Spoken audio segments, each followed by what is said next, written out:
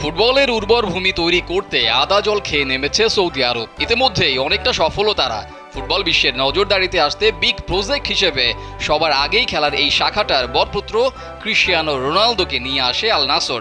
তারপরেই নামি দামি সব তারকার আনাগোনা শুরু হয় মরুর দেশটাতে।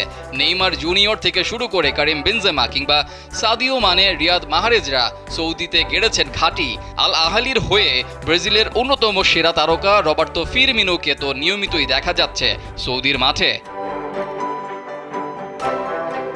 শুধু তাই নয়, মেসি এমবাপের ওপরও সৌদি রেখেছিল পাখির চোখ। তবে শেষ পর্যন্ত এখানেই সফল হয়নি সৌদির শেখরা।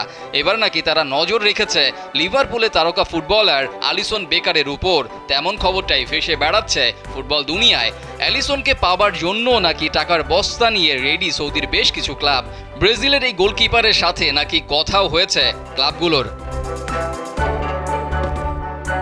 তবে লিভারপুল আর ব্রাজিলের ফ্যানরা চাইবেন না এখনই বেকার সৌদির ক্লাবে যোগ দিক। ভক্তদের আশা ফিকে করেননি তিনি। আলিসন সাব জানিয়েই দিয়েছেন এখনই এমন সিদ্ধান্ত নিচ্ছেন না, থাকছেন লিভারপুলেই। কিছুদিন আগে 9 বছরের পাঠ চুকিয়ে লিভারপুলের ডাগআউট ছেড়েছেন এ সময়ে সেরা কোচদের একজন জর্গেন ক্লপ। তার যাওয়ার আগেই অলরেডরা নতুন ম্যানেজারের খোঁজও করে রেখেছিলেন। বিদায়বেলা নতুন কোচকে কিভাবে স্বাগত জানাতে হবে সেটাও শিখিয়ে গেছেন ক্লপ। স্বভাবতই লিভারপুলের নতুন কোচ আর্নে স্লট যোগ দেওয়ার পর অনেক কিছুরই পরিবর্তন হবে। দলটাকে নিজের মতো করে সাজাতে এই ডাচ কোচ অনেক পরিবর্তনই আনতে পারেন। তবে আলিসন মনে করছেন লিভারপুলের একজন সিনিয়র ফুটবলার হিসেবে এ সময়টা স্লটকে সমর্থন দেওয়া উচিত, যেটা হবে একজন আদর্শ ফুটবলারের কাজ।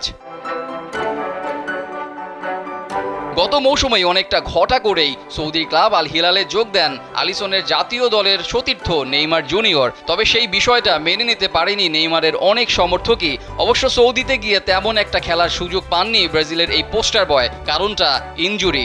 মাঠের বাইরে থেকেই প্রথম মৌসুমটা পার করতে হয়েছে তাকে। এমনকি আসছে কোপাতেও স্কোয়াডে জায়গা হয়নি নেইমারের। গুঞ্জন রয়েছে নতুন মৌসুম শুরু হওয়ার আগেই নাকি আল হিলাল ছেড়ে দিতে চায় নেইমিকে। বাকিটা সময়ই বলে দেবে। রেজাউল করিম, কালবেলা।